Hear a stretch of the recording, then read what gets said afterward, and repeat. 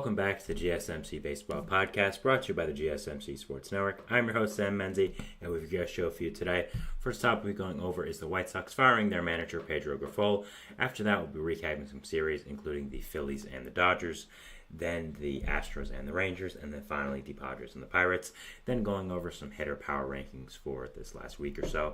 But before we do all that, I'd like to ask you again to please like and follow the show.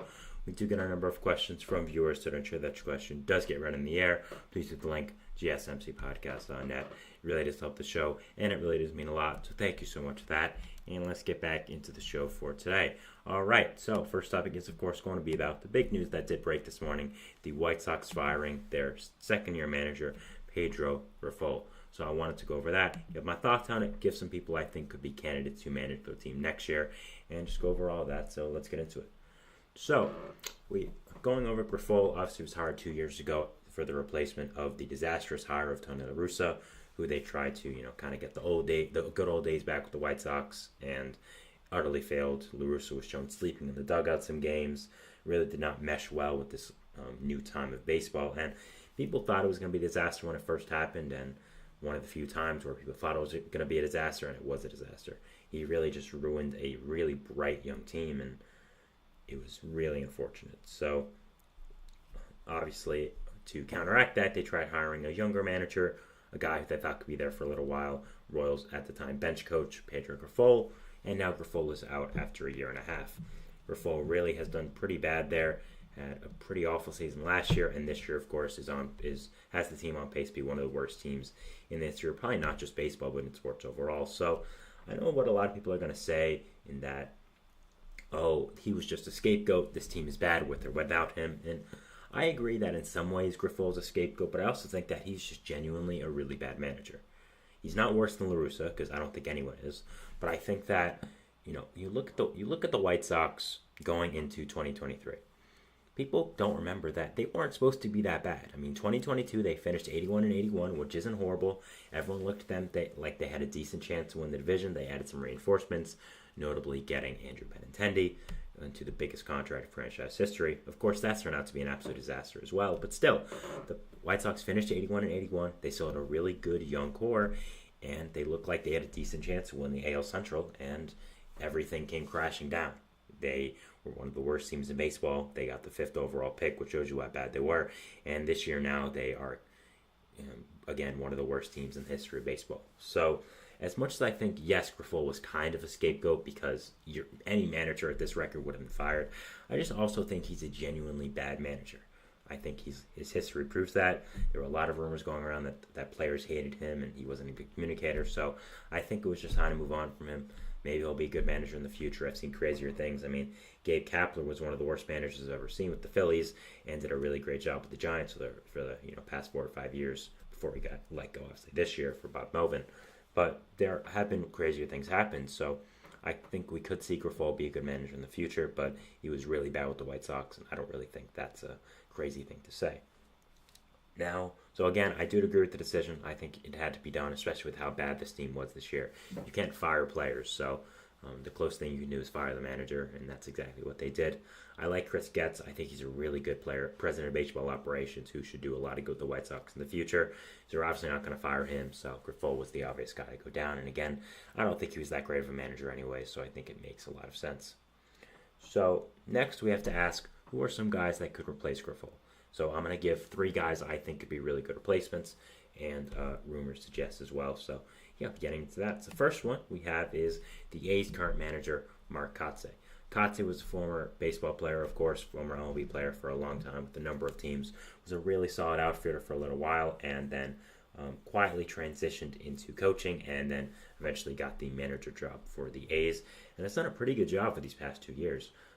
Had big shoes to fill in once the Giants, of course, got once the Padres, I should say, of course, got Bob Melvin, then the Giants got Bob Melvin. Once Bob Melvin left from the A's is what I'm trying to say. He had big shoes to fill. Was one of the best managers in baseball, one of the best managers in franchise history, and Kotsay's done a really good job. Nobody really expected Kotsay to win with the A's. That wasn't really what it is, but they expected, a lot of development. They expected young players to get better, and I think that's what really happened. The A's haven't been as bad as we expected them to be this year. We kind of expect them to be one of the worst teams in baseball history. and they haven't been that bad. I mean, they've been bad, but you've had some nice shining performances. You've had, again, Lawrence Butler become a really solid outfitter for you guys, a future star on that team. Mason Miller become one of the greatest closure seasons we've ever seen. Brent Rooker become one of the better DHs in the entire league. So you've seen development from this team, and Kotsay has shown to do a fine job. And I think in a more competent organization, which I think the White Sox are barely, I think will make a lot of sense. And if he does want to leave the A's after this year, I believe his contract is up. I could be wrong about that, but I believe it's true. I think the White Sox make a lot of sense. He's used to developing a younger team with not a lot of expectations to be better than they were, and I think he would make a lot of sense for this White Sox team. Probably wouldn't cost much as well. Next one, we have what I would say is the most likely candidate and probably the biggest name on the market here for managers, which is going to be Skip Schumaker. Schumaker, of course, former baseball great with the Cardinals, fantastic outfitter with them, now has managed the Marlins for the past 2 years, won Manager of the Year last year, got the Marlins to the playoffs out of nowhere, and has done a really, really great job out there in Florida. I think he's been a fantastic manager, and I think a lot of teams would love to get him. His contract is up after this year, that I know. Also, even if it wasn't, I think they probably would let him go. Peter Bendix wants to kind of run his own Marlins team, and I think with that comes choosing his own manager. I'm sure he'll pick someone from the Rays organization. And I think that Schumacher is going to be a free agent this offseason. Even if not, I'm sure the Marlins will be down to trade him to anyone. And I think a lot of teams are going to be interested, and I think the White Sox should be at the top of this list. Firing Grifol, obviously you need a replacement, and Schumacher has done a fantastic job with this Marlins team these past 2 years, has gotten them to the playoffs last year when nobody expected them to do that. I mean, nobody. That was a shocker.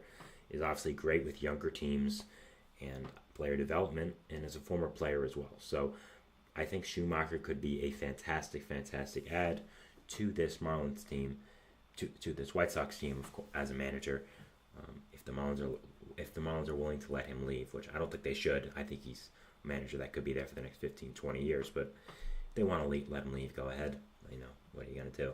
As a Mets fan, I'll be happy. Worse the Marlins are, the happier I am. So, yeah, I think that Schumacher could be a great fit to really any team that needs a manager. White Sox, of course, need one. I think he would be a really, really fantastic fit to this White Sox team if he would go there. Finally, we have one that is rumored, which is former White Sox catcher, A.J. Pierzynski. Pierzynski, since retiring from the White Sox, where he played a number of years, also played with the Twins and the Braves, of course, has done a lot of broadcasting, and mainly now is on Foul Territory, which is a new baseball live show, hosted by a ton of former players like him, Todd Frazier. You have a lot of famous guests on there. It's a really good live show. I watch from time to time, and Pierzynski is an analyst, quote unquote. There, he talks about the game all the time, and I think he's pretty knowledgeable.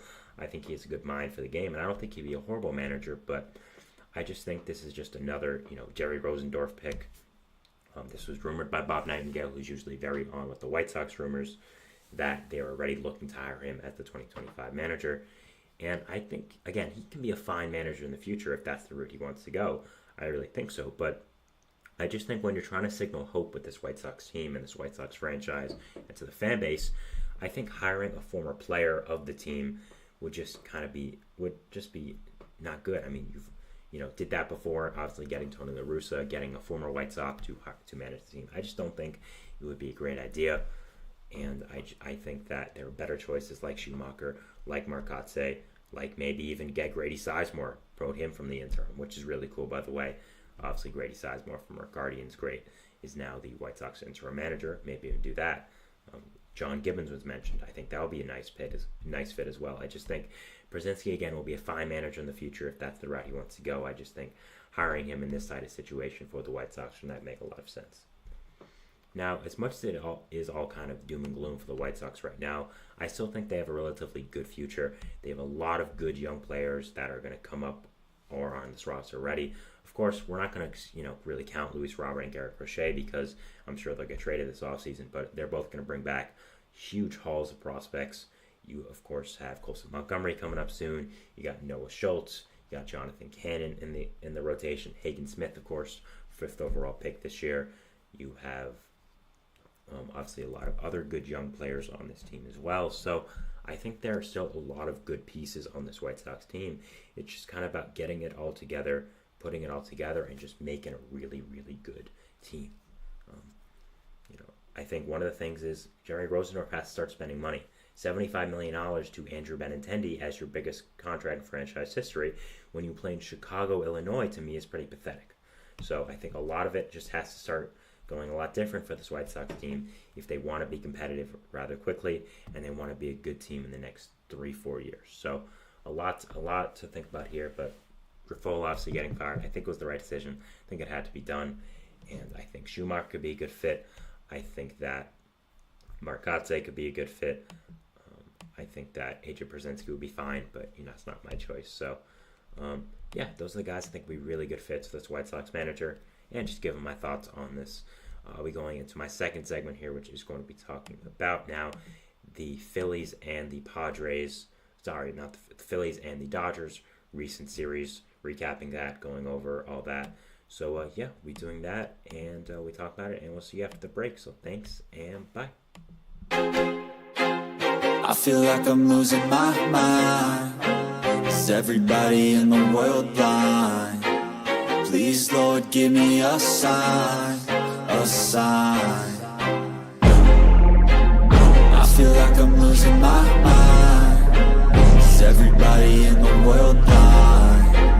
Please, Lord, give me a sign, a sign. I wanna be the greatest. Everybody on the fake shit. I look around and feel like everybody is the fakest. I make this every day and I'm impatient, hoping one day I blow up from the basement. Statement, the top is so vacant. I don't hear shit that I think is amazing. Waiting for my day when I'm playing sold out shows for 1,000 faces. Hey, give me that crown, get in my way and to be put down. It ain't your place, all this my town. If I want that shit, then I'll get it right now. I'm losing it, the noose it fits. I'm losing shit, a stupid myth. You choose to live or choose to dip. You choose to fight or lose your grip and lose a gift. I feel like I'm losing my mind. Is everybody in the world blind? Please, Lord, give me a sign, a sign. I feel like I'm losing my mind. Is everybody in the world blind?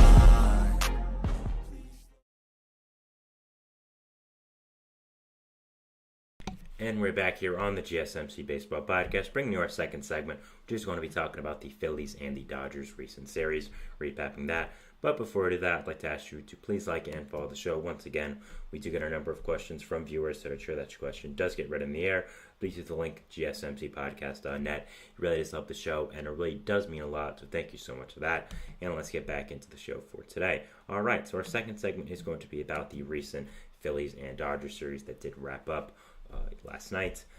Very important series, of course, as the Dodgers and the Phillies have been the two best teams in the National League pretty much all year. So whenever these two teams play, we always get people talking about, NLCS preview, two best teams, want to see what happens. So I thought it was really exciting, and I wanted to go in here, talk about it, and give my thoughts on the series, and obviously talk about who won. So let's get into it.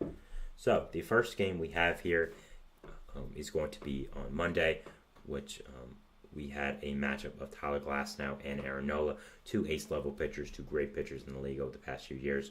Really great matchup. Scoring will start off in the top of the second when Bryson Stott with an RBI single to make it 1-0 Phillies, and then a wild pitch by Glasnow would score Stott and make it 2-0. But bottom of the third, the Dodgers would have a huge inning with an Andy Pages double, a Shohei Ohtani sacrifice fly, and a Teoscar Hernandez two-run home run to make it 4-2, and would go out and take the lead right there. Phillies would try to come back a little bit in the top of the sixth with a Alec Bohm RBI, making it 4-3. But a Shohei Ohtani insurance home run is 34th of the year. Jeez, what a guy. Would make it 5-3 Dodgers, and they would end up winning that game. So, Aaron Nola would go 6 innings, giving up 8 hits and 4 earned runs. Not a horrible start, obviously. He went 6 innings against the Dodgers. Again, 4 earned runs isn't good, but it was really only one bad inning, and against an offense like the Dodgers, what are you really gonna? You really can't be that mad. For the Dodgers, they had Glasnow on the mound, who was fantastic. 6 innings pitched, 5 hits, 3 earned runs, no walks, 9 strikeouts. ERA at 3.54. Fantastic start by him. So obviously the Dodgers would take Game 1 of the series. Both these teams have been struggling a little bit this past month or so. So this series would be really important for both of them to be able to kind of stake their claim as the best team in the National League. So the next game we move on to Tuesday night, it will be Christopher Sanchez versus Clayton Kershaw, a battle of the Southpaws here.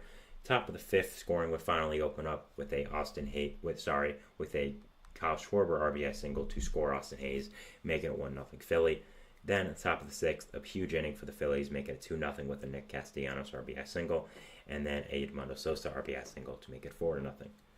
Dodgers would attempt to come back in the bottom of the sixth with a Will Smith RBI groundout and a Teoscar Hernandez solo home run, but Edmundo Sosa and Kyle Schwarber hitting home runs for insurance to make it 6-2, and they would end up winning that game 6-2. Dodgers had Kershaw on the mound, who went 4 2/3, giving up 5 hits, only 1 earned run, no walks and 5 strikeouts. Of course, you're really trying to stretch out Kershaw for the playoffs, so not really focusing too much on the regular season starts, even for one as important as this. So the fact that he didn't walk anyone, I think, is a really good sign, and having the Oakley and Kershaw back would be huge for the Dodgers in the playoffs. Phillies had on the mound Christopher Sanchez, who went 6 innings pitched, giving up 5 hits, an earned run, a walk, and 2 strikeouts, having an ERA of 3.27. Really great start there against the Dodgers offense. Sanchez has been one of the biggest breakout stars of this Phillies team all year, and has become really a great piece of this Phillies rotation, and one of the big pieces why so many people like them going into the playoffs. So this 3-game series now would come into the very important third game. These teams have split the series. Whoever wins this game will now have the stake of, we beat the other best team in the National League in the series. You can be the best team, all that kind of stuff. So it'll be interesting to see here, and it'll be a really fun start. So Kyle Schwarber would hit a leadoff home run, of course, in the top of the first, his 25th of the year, to make it 1-0 Phillies. But in the bottom of the first, a Freddie Freeman RBI single and a Miguel Rojas RBI single would make it 2-1. Another Freddie Freeman RBI to make it 4-1 would get the Dodgers out very early of 3 runs. It was looking really good for them. But then the Phillies came storming back. In the top of the fifth, a RBI double by Kyle Schwarber would score Nick Castellanos and Johan Rojas to get the Phillies within a run. And then a JT Realmuto RBI groundup would tie the game up, making it 4-4. So another great job by the Phillies to be able to come back with this.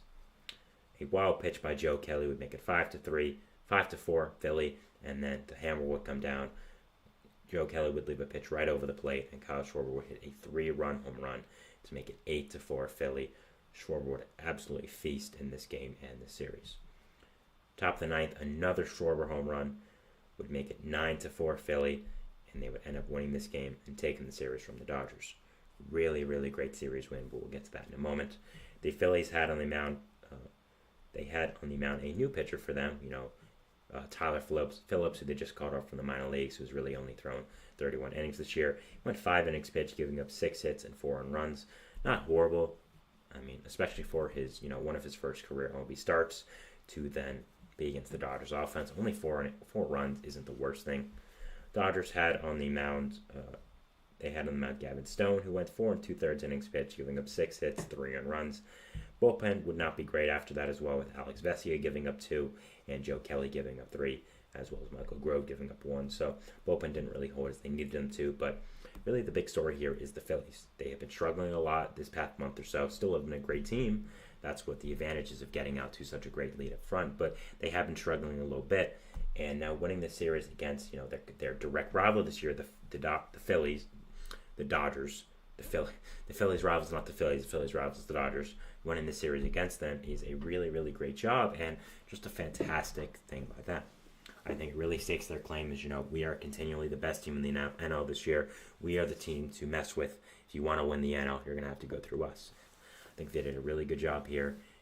I think they right now have the better rotation by far, especially with all the injuries the Dodgers have. I think that the offenses are pretty close, but I would say currently the Phillies have the best lineup because we don't know what Mookie Betts is going to look like from getting back from injury. Obviously, the Dodgers got Freddie Freeman back right in time for the series. Of course, he was dealing with a non-injury situation with his son, of course, so I'm sure if he needed to be out for the rest of the year, people would have understood. But just baseball-wise, it was good that they did get him back for the series, and he, of course, was a big help, even if they did only win 1 game. So I think both these two teams are continuously the class of the NL and look to be fantastic. Now, I think it's really going to be interesting to watch down the stretch who is going to end up being the first seed in this playoffs. Both are obviously going to win their divisions. Both are obviously going to make the playoffs, of course. And I think their records are pretty similar, but it's going to be interesting again to see, who ends up as the first seed in the NL, who gets home field advantage throughout the playoffs. I think both have a lot going for them. Again, I think the Phillies have the better pitching. I think both offenses are pretty similar, but when healthy, I think the Dodgers just simply have more length. Phillies lineup at the end is kind of a little light. I don't really think people want to admit that, but Bryson Stott hasn't been having a great year. Brendan Marsh's been bad for a few months now, and Nick Castellanos has been pretty much a disaster since coming to Philly. So I think the Dodgers have a lot more length, especially with what they add at the end of the lineup at the deadline. So I like their lineup a little bit more. I mean, that top three is just insane. I mean, imagine opening up a game where you have to face Shohei Ohtani, Mookie Betts, and Freddie Freeman back to back to back, and then you don't even get a break. You got to face Will Smith, Andy Pages, Max Muncy when he's healthy, all the other great hitters in that Dodgers lineup as well. So both these two teams are fantastic.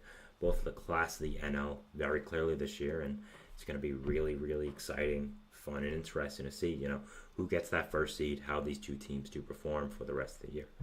But I think this series win was really big for the Phillies. Again, they've been struggling a little bit this past month or so, and being able to now take this series against the Dodgers, their direct rival this year in the NL, who have technically been the class of the NL, I think is a really, really fantastic job. And I'm very excited to watch again what happens with these two teams the rest of the year, what storylines are going to emerge, and for all just who beats out who for what spot in the playoffs. So really, really exciting to see what is going to happen. And I am very, very interested to see just what happens with these two teams going forward. So that is my second segment here, going over the Philadelphia Phillies and the Los Angeles Dodgers and their series, where the Phillies, of course, did win 2-1 over Los Angeles.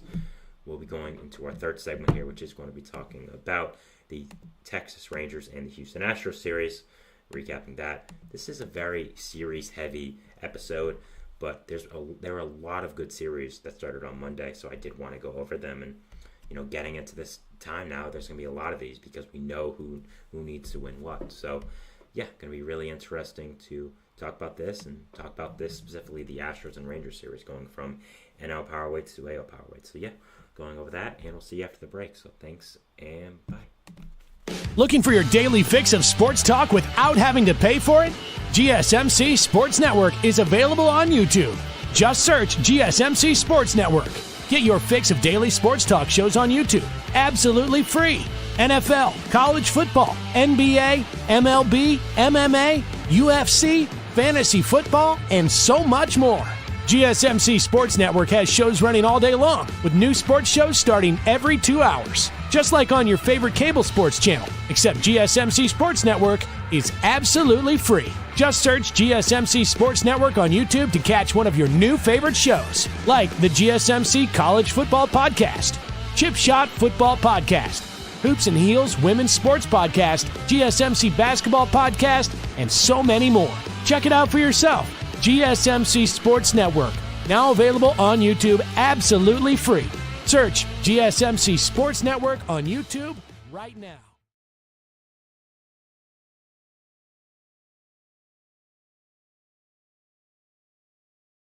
And we're back here on the GSMC Baseball Podcast, bringing you our third segment, which is going to be talking about the Astros and Rangers recent series, going over it, giving my thoughts on it, and all that good stuff.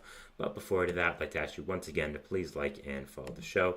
We do get a number of questions from viewers. To ensure that your question does get read in the air, please use the link gsmcpodcast.net. It really does help the show, and it really does mean a lot. So thank you so much for that. And let's get back into the show for today.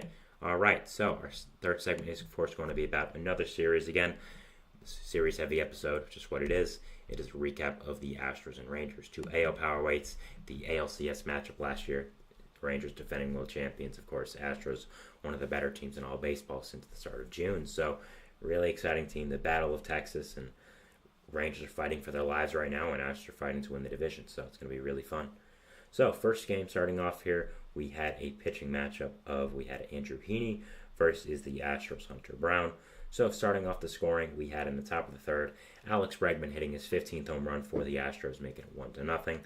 Bottom of the fifth, the Rangers would tie it up with a Leody Taveras sacrifice fly to make it 1-1, tying up the game. Top of the eighth, though, Jeremy Pena would come in clutch, hitting an RBI single to make it 2-1 Houston, giving the lead in the late parts of this game, which is a really great job. But, of course, who else? Corey Seager hitting a solo home run to make it 2-2 Texas, and end up really giving the Rangers a new lifeline in the back end of this game.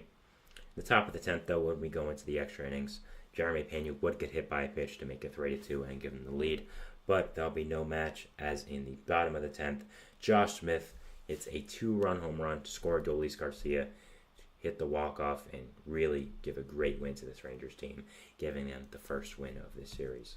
Now, you would think with this great adrenaline running, momentum win for this Rangers team, they would be able to, take these next two games from the Astros, or at least one, and take the series from them and give them really a new lifeblood on the rest of the season. Well, you would be wrong. As spoiler alert, they would lose the next two games. I don't know how they did that after the great momentum they had from that Josh Smith home run, walk-off home run, I should say, but they somehow did it. So, going into the next game, we had a matchup of Tyler Mahle versus Framber Valdez. Tyler Mahle was indeed making his first start as a Texas Ranger. Of course, was signed from the Twins as a free agent, but was recovering from Tommy John, so was kind of just an addition late in the season, and that is now what he's doing. So, going into the scoring of this, top of the fourth, the Astros would end up scoring, making it a 1-0 game with a Jake Myers RBI single. Top of the sixth, another Jake Myers RBI single would make it 2-1 in the top of the sixth. And in the top of the ninth, a Jordan Alvarez 2-run home run would make it 4-0 Houston. Now, going into the bottom of the ninth, the Rangers had 0 hits. 0 hits. So, looking like a no-hitter. I mean, I don't know how the Rangers had that great momentum winning game the last game and then almost get no-hit by Framber Valdez, but that happened. With 1 out to go for the no-hitter, Framber Valdez would leave a sinker too much over the plate, and Corey Seager would end up hitting the ball way out to center field, hitting a 2-run home run, his 24th of the season, to make it 4-2 Houston. The Astros would end up winning the game still, with Josh Hader getting the final out, but was kind of unfortunate that they were not able to get the no-hitter, but still, really fantastic win by this Astros team, giving up only 1 run the entire game. What a start by Valdez. They need that in the playoffs, so really, really great job there. Of course, you look at Valdez's stat line. He went 8 2/3 innings pitched, giving up only 1 hit, 2 run runs, 3 walks, and 5 strikeouts, and of course 1 home run. Really, really great start by him. What a great job. This Rangers offense had nothing to play with, and he had a great, great start there. Almost throwing a no-hitter was absolutely fantastic. Tyler Mahle was really solid in his Texas debut, going 5 innings, giving up 5 hits, 1 earned run, 1 walk, and 2 strikeouts. So really, really nice start there by Mahle for this Rangers team. Did a really, really great job. So, let's say, final game of this series, and it was very important for both these teams. Obviously, both looking to get a win against their in-state and division rival. So, starting off here in the top of the first, we have Jeremy Pena hitting an RBI single to make it 1-0 Houston. Top of the third, Jordan Alvarez would hit a solo home run, his 22nd of the year, to make it 2-0 Houston. Victor Caratini would hit a 6th home run of the year to make it 3-0, and a Mauricio Dubon double would make it 4-0, and a Jose Altuve RBI single would make it 6-0. So, obviously, the Astros got up to a great start. Really just kind of sucked all the I said 6-0, I meant to say 5-0. Kind of sucked all the momentum away from this Rangers team. Did a really, really great job. But the Rangers would not go down without a fight, as in the bottom of the 6th, Marcus Semien would hit his 17th home run of the year to make it 5-1. And a Nathaniel Lowe triple, yes, first baseman triple, don't see those all the time, would make it 5-2 Houston. And a Leody Taveras sac fly would make it 5-3. The Astros would end up adding on more, though, with Alex Bregman's insurance run RBI single to make it 6-3 Houston. And then in the bottom of the 8th, a Jonah Heim RBI single would get the Rangers closer, making it 6-4, but they would not end up scoring, and that would be it for them, as the Astros would end up taking this game and the series, making it 6-4 Astros. They had new addition Yusei Kikuchi on the mound, who went 5 1/3 innings pitched, giving up 4 hits, 2 runs, 3 walks, no strikeouts, and only a homer. Really solid start there. Again, they gave up a lot for him, but I think just the arm is a great, great addition to the Astros team, and I think he's going to be really good for them down the stretch. The Rangers, of course, had on Monday, they had, surprisingly, Jose Urena, who's made a lot of starts for them, and surprisingly been decent. I don't know how he's still in the league. I don't know how he's still surviving. I still remember him being, that crappy little starter with the Marlins a long time ago, but somehow still making competitive starts for teams. So good for him. Was pretty solid there, but really, really great series win for this Astros team, continuing to make the claim that they are the best team in the AL West, one of the best teams in the entire AL, and winning against the defending world champions, no matter how much they're struggling, is always a great job. And also, the Astros and Rangers are very good. They're direct rivals. They're both in the same state. They're in the same division. They play each other all the time. They're great rivals. So for the Astros to win the series, now we're a half game above the Mariners for this AL West, and it's really going to be a dogfight all year to see who gets that. I think it was a really, really good job, and yeah, nice series win by this Astros team. It's going to be interesting to see, which of these teams makes the playoffs, because I think it's very unlikely that both the Astros and the Mariners will end up making the playoffs. I think whoever wins the division is going to be the only team to make the playoffs. I don't think either team is going to make the playoffs as a wild card right now, because they're around 5 games out and it'll just be a lot to overcome. But it will be interesting. I mean, Mariners are only half game out, so it's going to really come down to the wire who is going to end up winning this division. Now, the Rangers are in a really, really rough predicament right now. I mean, this series loss just kind of clinched it for them, I think. They're now 54-61 and are 9.5 out of the wild card. They're below the Tigers, who, sold off a bunch of their players at the deadline. So, really unfortunate time for the Rangers right now. I kind of think they've accepted their fate, that they're not going to be competitive this year. And, yeah, obviously won the World Series last year. Can't be too mad about this year. But, it's kind of unfortunate that you did buy at the deadline, quote unquote, or you don't really buy, you didn't sell is what I'm trying to say. And now it's very unlikely that you do make the playoffs. I mean, you're 9.5 out of the wild card. You're below the Tigers, for crying out loud. You're 5.5 out of the division. I think it's kind of time for you guys to roll over and accept your fate. Jacob deGrom coming off the injured list isn't going to give you 5.5 games of making ground in the division. So it's really unfortunate, because the Rangers could have had a franchise-changing deadline. I mean, imagine what you could have gotten for Nathan Eovaldi, for Andrew Heaney, for those pitchers on the market, mainly Eovaldi with his playoff success. Could have even traded some position players as well. Deal from that part of your depth. So really unfortunate for them, but I kind of think that's it for them on this year. I think we're kind of closing the book on the Texas Rangers and their season this year. I just don't think there's a way for them to be extremely competitive again this year, and I kind of think that's it. Had a great season last year. Wasn't your time this year. I think go out and get some starting pitchers in the offseason, rebuild for next year, and kind of get it going for try to be competitive next year, and get reinforcements in the rotation in the offseason. So that is my third segment here, going over the Astros and the Rangers series. I'll be going into my fourth segment here now, which is going to be talking about the Padres and the Pirates series. I promised the last one of today, going into the fourth segment, going over the series, going over the sweep. I'm sure you guys know what team swept at this point, but we'll be talking about it. So, we'll be going over that, and we'll see you after the break. So thanks, and bye.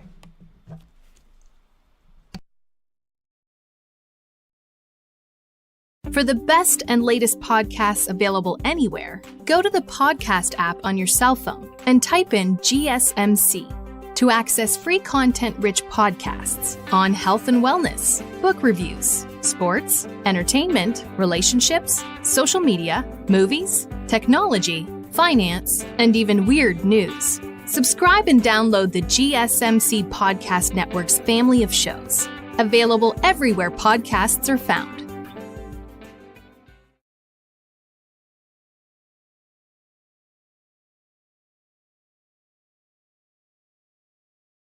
And we're back here on the GSMC Baseball Podcast, bringing you our fourth segment, which is going to be talking about the Padres and the Pirates recent series. Two heavyweight wildcard spots right now, going over that. But before we do that, we will be asking you once again to please like and follow the show. We do get a number of questions from viewers, so to ensure that your question does get written in the air, please use the link, gsmcpodcast.net. It really does help the show, and it really does mean a lot, so thank you so much for that. And let's get back into the show for today. All right, so second segment is going to be about the got mixed up with my P's there, the Padres and the Pirates recent series. Both teams are very much a consideration for the wild card right now. Padres have a wild card seed, and the Phillies, oh my God, Pirates, not Phillies, sorry. The Padres are very close in this wild card, and the Pirates are only a few games out. So, obviously, a really important series for both these teams. And Pirates are at home trying to make a claim that, we're not just Paul Skeens. We're a good team, and we can be a playoff team, and we're ahead of schedule. So, be interested to see them against a continuous playoff team in the Padres, who have really become a little bit of a powerhouse over these past few years with the star power they have. So, yeah, it'll be fun. So, first game of the series, scoring would open up in the top of the fifth, which would basically be the entire scoring of the game, with a Tyler Wade RBI single to make it 1-0 San Diego. Next, we would have a Donovan Solano RBI single to make it 3-0 San Diego. Then a Xander Bogaerts RBI single to make it 4-0. And then top of the ninth, a Donovan Solano RBI single to make it 6-0 Padres. And that would be the entire scoring of the game. Yup, the Pirates would get only 5 hits against this Padres pitching staff. You had Dylan Cease going, who only went 1 inning, which was obviously very unfortunate for you guys. Hopefully he's okay, and hopefully the injury turned out okay. I'm not sure exactly what happened with him. I do remember that he was pulled from the game early, but obviously you hope that it's nothing serious, and it was just kind of something that was obviously something that is not, it's not awful, I should say, with this. So, basically after that it was a bullpen game, and you had Brian Hoeing, who you just got from the Marlins, do a really good job in the bulk part of this game, going 3 2/3 innings pitch, only giving up 1 hit.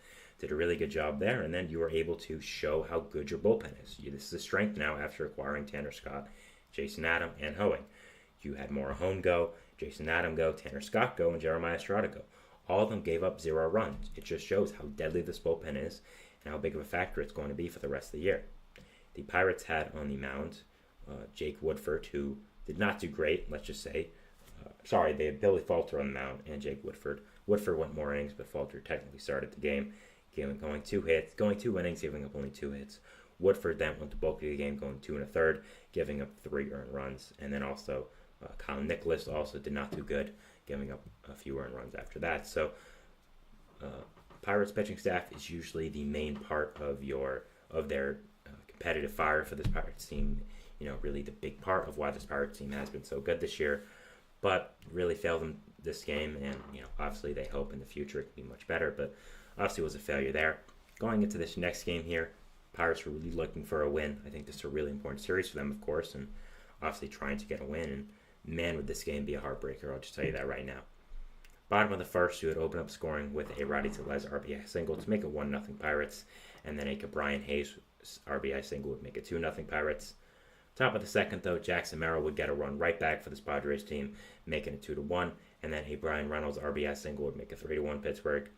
But in the top of the fourth, a Kyle Higashioka 3-run home run would make it 4-3 San Diego and give them the lead. Higashioka has been fantastic in that backup catcher spot, 14 home runs this year. Basically he's already passed the home run total he had with the Yankees. Obviously was a big part of that Juan Soto trade, so has done an absolutely fantastic job since coming over. Bottom of the fourth, Andrew McCutchen, though, would tie it up, making it 4-4 Pittsburgh. When the Pirates need a big hit, you can always kind of cut, just basically what he's trying to say there. Top of the fifth, Jackson Merrill would hit an RBI single to make it 5-4, but Andrew McCutchen once again would come in clutch, hitting an RBI single to make it 6-5 Pirates in the bottom of the sixth. What a game this turned out to be at this point. Top of the ninth, though, there would be no scoring after the sixth. Jackson Merrill would come in huge, hitting his 15th home run of the year. Top of the ninth, tying up the game, making it 6-6 San Diego. And then in the top of the ninth, the Padres would go berserk with a Xander Bogaerts RBI single, a Manny Machado sacrifice fly, and another Jackson Merrill RBI, making it 9-6 Padres. Brian Reynolds would walk in the bottom of the 10th to make it 9-7, and a wild pitch by Jeremiah Hone would make it 9-8. So the Pirates would get close, but would be no match, as the Padres offense would end up overwhelming them and winning this game for them. So, Pirates have a lot of good things in their pitching staff, but the back end of their bullpen has been really rough. David Bednar and Colin Holderman have not been exactly what you wanted it to be this year, and Otis Chapman is very up and down. So their bullpen really blew this game, did not do a good job, and Colin Holderman, who's supposed to be a big part of their bullpen this year, really did not do well in this game, going an inning, giving up 2 hits, 3 earned runs. And man, it was not great. Really a heartbreaking loss there for this Pirates team in a game they really needed for wildcard positioning. But they had another game, which would actually happen today as I'm speaking, 8/8/24, the Thursday. Game just ended a little while ago, so I was hoping it would, so I'll be able to talk about it, and it did. So we're going over it, and man, was it another heartbreaker for this Pirates team. Of course, would end up getting swept, which we'll talk about after, but really sad. Top of the first, Manny Machado would start off the scoring great for this Padres team, making it 2-0, his 18th home run of the year. Top of the second, David Peralta with his 4th home run as a Padre, making it 4-0 San Diego. Bottom of the 6th, a O'Neill Cruz RBI single would make it 4-1. Then a wild pitch by Carl Edwards would make it 4-2. And a G1 Bay RBI single would make it 4-3. So Pirates were quietly getting back in this game, quietly rallying the offense, which is a great job. But and then the big blow came in the bottom of the 7th with a Joey Bart 2-run home run, his 9th of the year. He's been really great since coming to Pittsburgh from San Francisco. Got a new lease on his baseball life and has done wonders with it, making it 5-4 Pittsburgh, getting the Pirates out in the lead. Really, really great job trying to salvage one game of this important wildcard series. But another catch would come through. Another great job by Kyle Higashioka. He would get an RBI after throwing error by O'Neill Cruz would make it 6-5 San Diego. A Luis Arraez RBI double would make it 7-5 and get some more insurance runs on the board for them. Bottom of the 9th, the Pirates would try to come in clutch with a Roddy Tellez RBI single, making it 7-6, but they would not score after that and be no match for this Padres bullpen and end up getting swept in the series and losing this game 7-6. Really unfortunate for this Pirates team. I think the series was really, really important for this Pirates team because they're trying to finally show that, we're not the laughingstock of baseball like we were a few years ago. We're good. We're competitive now. And winning a game in this series against this Padres team that is, currently the top wildcard spot, while you guys are, at the start of the series we're around a game and a half out of it, now we're 4 out, I think really is unfortunate. I think the Pirates have a really good team. I do. I think that their pitching staff, of course, is absolutely fantastic with Jared Jones, with Paul Skeens, with Mitch Keller, but I think the pitching staff, mainly the bullpen, really let you down in this series, and I think it kind of showed, you're kind of a year off. You get next year, you get a lot of other people, you get a lot of your offensive piece to get healthy, develop a little bit more, maybe spend some money in the offseason as well. I think that this Pirates team could be much better, and I think really that's their time. But I think they were looking at this year as, a year to be able to be competitive and try to win some, and it hasn't been that way. And this Padres series, losing to them, not just losing to them, but getting swept by them, really kind of put them back down to earth. And it's very unfortunate how it went. But again, Padres are a really good team. They're top in the NL wildcard right now. It's going to be a dogfight to the end. I'm going to say the Pirates are still in it, but you got Padres, Diamondbacks, and Braves still in it. Mets will most likely take over the Braves spot for the third wildcard spot by the end of the day, as the Braves have lost. The Mets are currently blowing out the Rockies in the 5th, winning 5-0. So you'll probably have Padres, Diamondbacks, Mets by the time this show or day is done. You'll then have, the Braves, Cardinals, Giants, Pirates, Cubs, Reds, really all fighting for 3 spots, along with the 3 teams I mentioned. So it's going to be a dogfight to the end. I think the Pirates are trying to show that they belong in that conversation. They belong in the playoffs, but this series against the Padres really did not help them out, and I think they kind of got to regroup and kind of go from here. Not adding to the bullpen, I do think, was a big mistake at the deadline, but hopefully Holderman gets better. Hopefully Chapman becomes more consistent. Hopefully Bednar does as well, and that's really all you can ask right now for this Pirates team. So, moving into our 5th and final segment here today, which is going to be talking about some hitter power rankings. We just did the Cy Young power rankings, so we'll be going over the hitter power rankings from MLB.com, going over my thoughts. Do I agree? Do I disagree? All that good stuff. So, yeah, be going over that, and we'll see you after our 4th and final break for today. Thank you so much, and bye.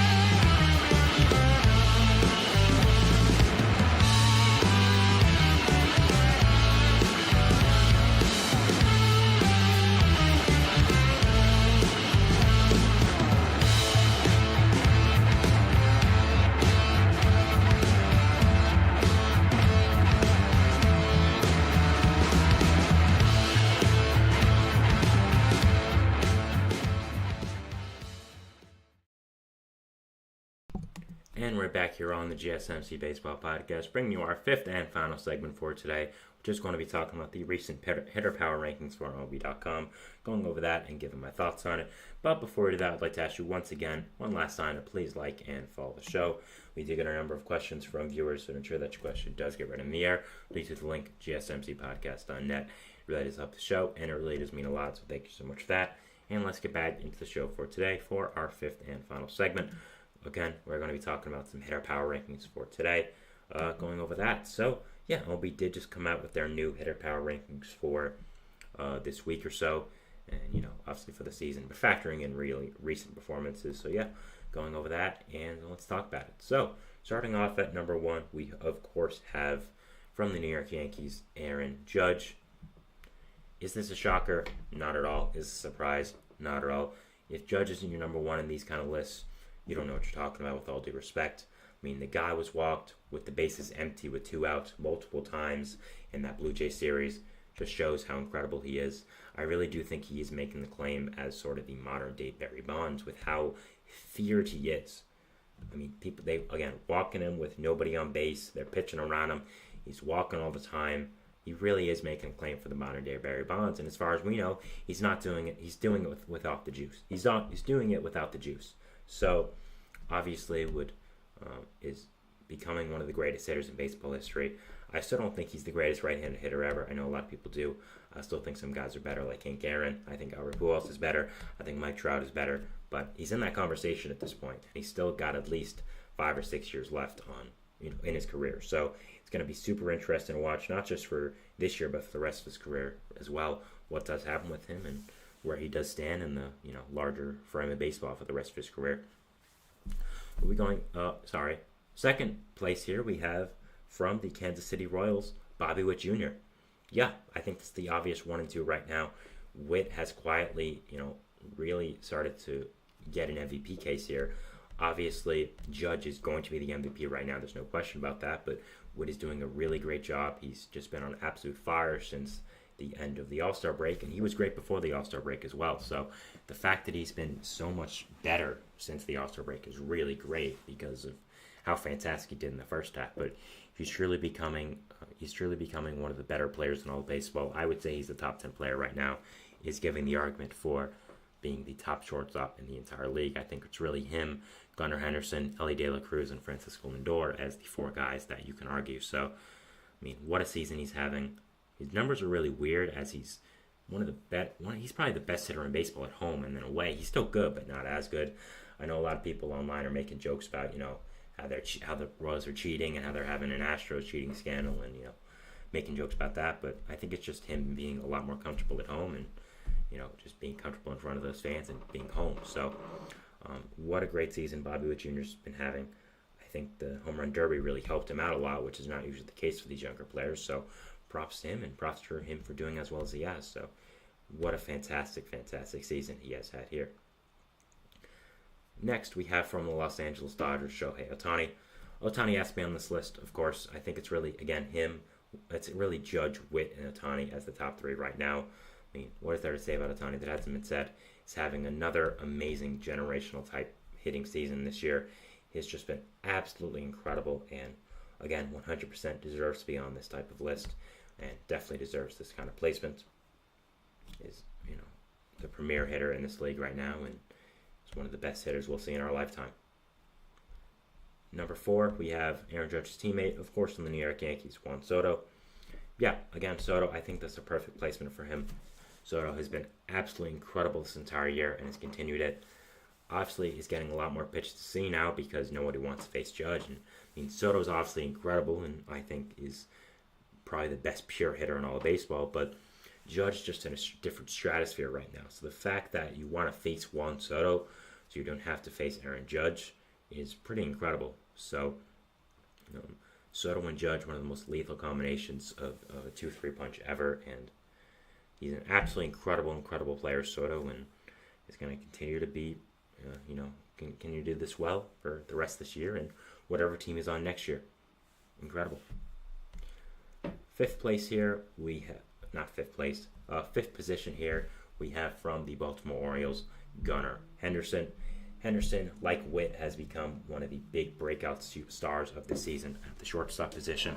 Was, of course, fantastic last year, winning Rookie of the Year, but this year he's done just so much better. It's really incredible. I mean, he's just hit with absolute power that we really thought we'd never see from Gunnar Henderson, and has been maybe the best hitter on this great young Orioles team. I mean, and that's really hard to do because they got a lot of great hitters. So the fact that he's really been able to distance himself as the best hitter is truly incredible. And yeah, 100% deserves to be on this type of list. I maybe would have him a little lower, but has been an amazing hitter. And yeah, definitely has been an incredible player this year and an incredible hitter. Sixth place we have here from the Orioles division rival, the Toronto Blue Jays, Vladimir Guerrero Jr. Since not getting traded, Guerrero looks like he has a weight off his shoulders, and man, is he playing like it. Has an insane OPS since coming back from the All-Star break. Has been one of the best power hitters in the entire game, and it really has been such a fantastic player for this Blue Jays team. Has been so good, and really has just been an absolutely fantastic player. I think that Guerrero 100% deserves to be on this list, probably a little higher, and wow, is he swinging the bat. Absolutely incredible. Seventh place, we have another AL East player, Rafael Devers. Yeah, Devers has been one of the best hitters in all of baseball this year. Absolutely incredible. Deserves to be on this type of list. Again, 100% deserved. And yeah, I think Devers has been just really just incredible this year with the bat. Has always been an insane hitter, but is really going to new heights this year. Has been one of the biggest reasons why this Red Sox team has really gone over a lot of the expectations people set, done a lot better than people thought, and wow, Devers has just been a really incredible player this year for this Red Sox team. Eighth, we have from the Cleveland Guardians, Jose Ramirez. Ramirez has, of course, continued his long reign of being one of the best pure hitters in all of baseball, probably the best third baseman in all of baseball with how well he's done, and yeah, just absolutely amazing this year. Jose Ramirez has been really incredible, and has been one of the biggest reasons why, like the Red Sox, the Guardians have exceeded a lot of expectations been placed on them this year. Nobody expected them to be as good as they have been. People expect them to be good. I wasn't really one of those people, to be perfectly honest, but some people expect them to be good, but be maybe the best team in the American League. Nobody expected that. So Ramirez has been an absolutely incredible player for this Cleveland team, and yeah, definitely deserves to be on this type of list of hitter power rankings. I think this placement is more than fair. Ninth, we have Elly De La Cruz. Incredible. He's making an MVP case right now in the National League. I think it's going to Ohtani, but I think Elly is really, he's really giving him a run for it. Has just been absolutely incredible. Had a recent 4-for-4 game with a bunch of doubles. Just an extra base hits machine. And the thing about Elly is all his singles are either doubles or triples because he basically steals a base every single time he gets on first. So it's just an amazing electric player. One of the future faces of baseball, and man, am I excited to watch him for the next decade plus. We actually have a tie for 10th place, which is interesting, with Ketel Marte and Jarren Duran. Ketel Marte, I think, definitely deserved the spot over Duran. Marte has been really in the MVP conversation these past few weeks or so. That's how great he's been. Duran has been great, don't get me wrong, but Marte has really just been on a different level. I would probably even have him a little higher on this list as well, if I had to think about it, but Marte's been absolutely incredible. So is Jarren Duran, but I think Marte definitely deserves to be on this list. If I was going to have my own list, to be perfectly honest, I would have the top four stay the same. I think that's good, but I'd probably have Vladimir Guerrero Jr. at 5, Devers at 6, and then Henderson at 7. Then I think Ramirez at 8 is good, Elly at 9 is good, and then Ketel Marte at 10 is good. Marte, I said would have a little higher, but looking at it now, I just don't think there's really anyone I can put him over. That's how great of a season everyone else is having. But the list they have here is, of course, 1 from the New York Yankees, Aaron Judge, 2 from the Kansas City Royals, Bobby Witt Jr., 3 from the Los Angeles Dodgers, Shohei Ohtani, 4 from the New York Yankees, Juan Soto, 5 from the Baltimore Orioles, Gunnar Henderson, 6 from the Toronto Blue Jays, Vladimir Guerrero Jr., 7th from the Boston Red Sox, Rafael Devers, 8 from the Cleveland Guardians, Jose Ramirez, 9 from the Cincinnati Reds, Elly De La Cruz, and tied for 10th we have from the Arizona Diamondbacks, Ketel Marte, and from the Boston Red Sox, Jarren Duran. So, that is my show for today, guys. I want to thank you so much for watching. Remember to like, subscribe, to the notification bell to not only get notified when I upload, when all the other great content creators on this channel do. Make sure to follow us on Facebook, Twitter, TikTok, and Instagram for more content and updates. I'm your host, Sam Menzie. Thank you so much for watching. Remember to go for the show tomorrow, same time, 3:30 to 4:30 always, where I'm going to be giving my Friday power rankings, going over, ranking every team 1 to 30 in my power rankings. Yeah, I'll be doing that, and I'll be talking about every team. So if you want to see your team mentioned then, please go watch. But again, thank you so much for watching. We'll see you at Baseball Rosetta tomorrow, and I'll see you tomorrow for my power rankings. Thank you again, and bye.